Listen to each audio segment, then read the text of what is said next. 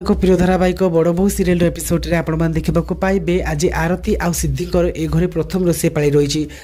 आगी भूमि आ आरती गोटे सुंदर माटी चुली बनी रोषे बनवाई प्रस्तुत आरंभ करुवे आउट सीन रे आपण मान देखा पाइबे आज सिद्धि केवल स्वामी ही रोषे करने को जाऊँगी सहीटा भी पुणी पास्ता आउ से किचेन रूम रे सब सामान पकई सब नष्ट करेंगे आ खड़खाड़ साउंड देखा शुणी आरती को सासू कहते अरे ए सब कौन हो किचेन रूम रे किए अच्छी किंतु भूमि एत डरुंच